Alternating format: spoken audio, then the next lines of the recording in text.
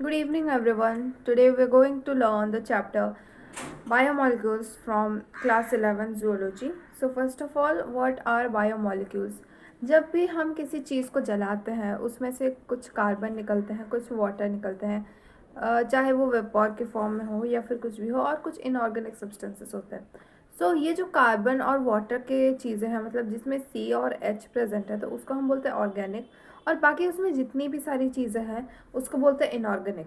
सो हमको पता कैसे चलेगा कि कौन सी चीज़ कार्बन में बना हुआ है और कौन सी चीज़ कार्बन से नहीं बना हुआ, मतलब कौन सा ऑर्गेनिक होता है और कौन सा इनऑर्गेनिक होता है. सो इसको जानने के लिए पहले हम लाइक फॉर एग्जांपल अगर हम टिश्यू लेते हैं तो उसको हम ट्राइक्लोरो एसिटिक एसिड में डालेंगे, फिर उसको मॉर्टर एंड पेस्टल में डाल के उसका एक पेस्ट बनाने वाला है, जिसको कि हम एक मतलब फ़िल्टर के अंदर डालेंगे, और मतलब उसका स्लरी बना के उसमें जब डालेंगे तो अगर वो ऊपर रह गया, मतलब जैसे फॉर एग्जांपल ये अगर फ़िल्टर है तो अगर यहाँ पे रह गया तो उसको हम बोलेंगे रिटेंटेट, और अगर वो नीचे निकल के आ गया सो उसको बोलेंगे फ़िल्टरेट. सो वो जो ऊपर में रह गया उसको हम बोलेंगे बायो मैक्रोमोलिक्यूल, और जो नीचे आ गया उसको बोलेंगे bio micro molecule. As we know macro का मतलब होता है बड़ा. सो ये जो चीज़ें जो ऊपर में रह गई वो इसीलिए रह गई क्योंकि उसका जो वेट है वो 8000 डाल्टन से ज़्यादा होता है, जिस वजह से कि वो नीचे आ नहीं पाता और वो ऊपर रह जाता है. और जो भी चीज़ें ऐसे नीचे आ जाती है उसको हम बोलेंगे बायो माइक्रो मॉलिक्यूल, क्योंकि इसका जो वेट होता है वो 8 to 1800 डाल्टन होता है. सो इसका एक एक्सेप्शन है लिपिड. लिपिड एक बायो मैक्रो मॉलिक्यूल कंसिडर किया जाता है इवन इफ़ उसको हम जब तोड़ते हैं तो उसका वेट 800 डाल्टन के नीचे आता है. So the reason behind this is that जब हम लिपिड को तोड़ते हैं, फॉर एग्जांपल हमने किसी भी टिश्यू को हमने उसका स्लरी बनाया तो जो उसका प्लाज्मा मेम्ब्रेन होता है वो टूट जाता है. टूट के जब क्रैश होता है तो जो लिपिड के मॉलिक्यूल्स होते हैं उसमें वो एग्रीगेट्स फॉर्म कर देता है, वेसिकल्स फॉर्म कर देते हैं, और वो ऐसे 800 डाल्टन के नीचे उनका वेट रहता है, लेकिन वो रिटेंटेट से नीचे नहीं आ पाता, मतलब वो उस फिल्टर के नीचे नहीं आ पाते, ऊपर ही रह जाते हैं, जिस वजह से हम उसको बोलेंगे बायो मैक्रो मॉलिक्यूल. और हमें लेकिन पता है कि उसका वेट 800 डाल्टन से कम है. ठीक है. सो यहाँ तक हमारा ख़त्म हुआ इंट्रोडक्शन. उसके बाद हम स्टार्ट करने वाले हैं अच्छा, तो फॉर जस्ट फॉर इन्फॉर्मेशन, हमारे अर्थ के क्रस्ट में सबसे ज़्यादा से सबसे कम एलिमेंट्स क्या हैं. तो अगर हम निमोनिक्स के हिसाब से ट्राई करें तो ओ सीरी का नाम मांगे है cash note. So O is oxygen, सीरी इज़ सिलिकन, देन का calcium, Na sodium, Mg magnesium, H hydrogen, Ca carbon, SH sulphur, N nitrogen.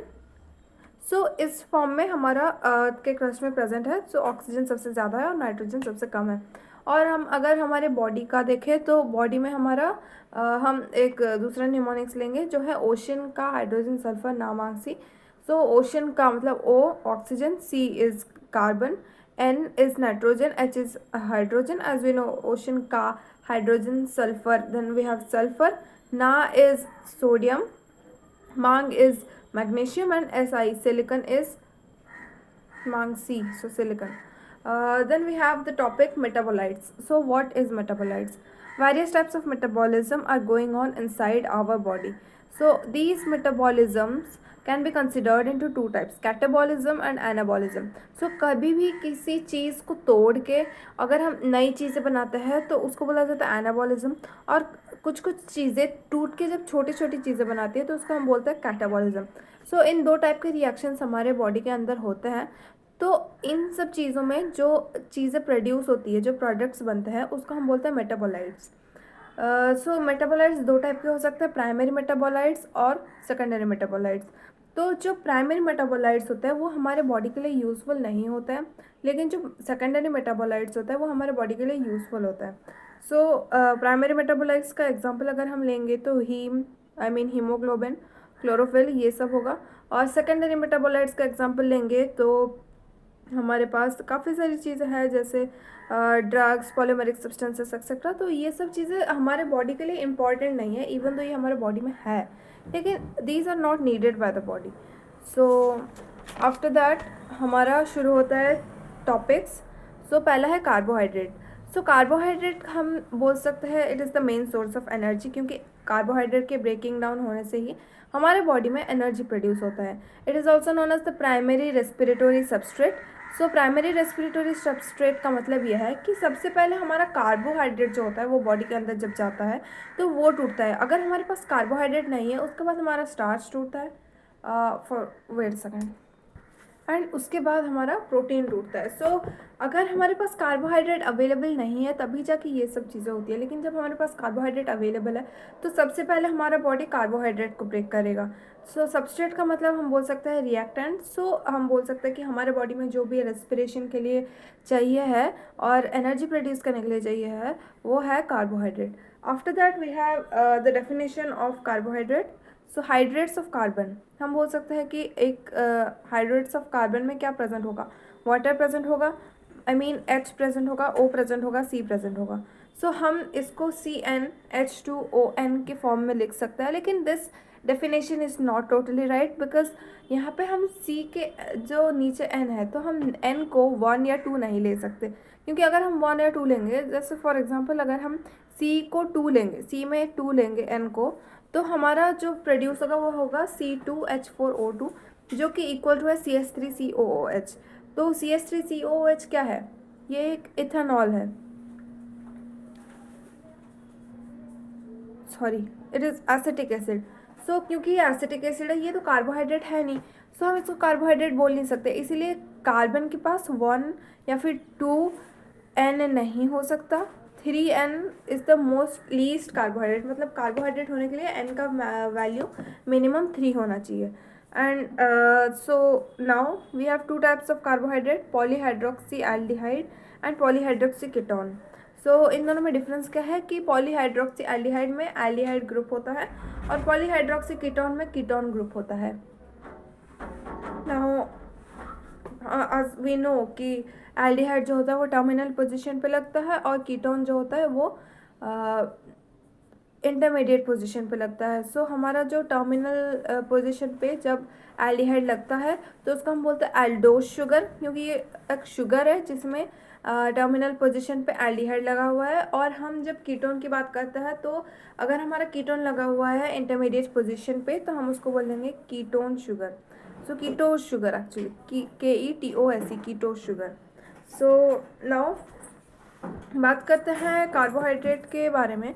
तो हमारा जब स्टार्च ब्रेक होता है, स्टार्च ब्रेक करके मैल्टोस बनाता है और मैल्टोस ब्रेक करके ग्लूकोज बनाता है। सो हम बोल सकते हैं कि कार्बोहाइड्रेट बहुत सारे टाइप के हो सकते हैं, क्योंकि ये जो स्टार्च है ये ब्रेक करके मैल्टोस बनाया, मैल्टोस ब्रेक करके ग्लूकोज बनाया, तो ये सब चीज़ें बहुत कॉम्प्लेक्स है इसमें, कि कोई स्ट्रक्चर बहुत कॉम्प्लेक्स है जो कि टूट के और स्मॉल बनते हैं, फिर और टूट के सिंपल प्रोडक्ट्स बनते हैं। जैसे हमारा स्टार्च था, स्टार्च टूट के मैल्टोस बना, मैल्टोस टूट के ग्लूकोज बना।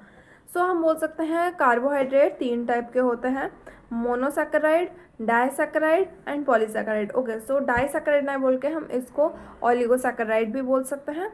सो फॉर एग्जांपल ऑलिगोसैकेराइड में काफ़ी सारी चीज़ें हो सकती है, जैसे डाइसैकेराइड, ट्राइसैकेराइड, टेट्रासैकेराइड, ये सब ऑलिगोसैकेराइड में होता है। सो हम किस चीज़ को मोनोसैकेराइड बोलेंगे, मोनोसैकेराइड तब बोलेंगे जब उसमें एक शुगर हो।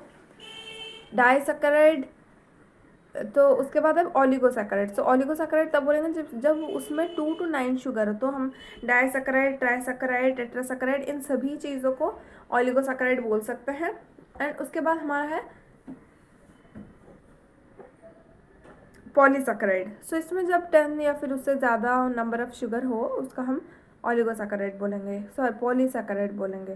सो फॉर एग्जांपल नाउ हमारा जो मोनोमर है यानी मोनोसैकेराइड है उसको हम फर्दर हाइड्रोलाइज नहीं कर सकते, क्योंकि वो सबसे लेस फॉर्म में होता है, मतलब सबसे मिनिमल और सबसे सिंपलर फॉर्म में होता है। सो उसको हम नहीं कर सकते। जैसे कि हमारा हुआ ग्लूकोज के साथ जब O2 मिलाता है तो वो CO2 + H2O और ATP बनाता है। सो ये जो ग्लूकोज है इसको हम और फर्दर हाइड्रोलाइज नहीं कर सकते ना, दैट्स द पॉइंट। उसके बाद हमारा है मोनोसैकेराइड। मोनोसैकेराइड में हमारा काफ़ी सारे मोनोसैकेराइड जैसे हो सकता है। सो 3 से 7 अगर कार्बन हमारे पास है, एक शुगर में अगर हमारा 3 से 7 कार्बन है सो हम उसको मोनोसैकेराइड बोलेंगे। जैसे हमारा अगर हुआ triose, tetrose, pentose, hexose and heptose, तो इन्हीं सब चीज़ों को हम बोलेंगे मोनोसैकेराइड। सो हम जब देखते हैं तो ट्रायोस दो टाइप के हो सकते हैं, ग्लिसरॉल्डिहाइड एंड डाइहाइड्रोक्सीडिहाइड। देन टेट्रोस भी दो टाइप के, एरिथ्रोस, एरिथ्रोलोस। वैसे राइबोस, राइबोलोस, ग्लूकोज, फ्रुक्टोस, ऐसे काफ़ी सारी चीज़ें हैं। तो फिलहाल हमको इतना सब चीज़ें नहीं पढ़नी है, नीट के सिलेबस में इतनी सारी चीज़ें नहीं हैं। नीट के सिलेबस में हमारे पास राइबोस, ग्लूकोज और फ्रुक्टोस है। So will be reading that in the next few minutes. So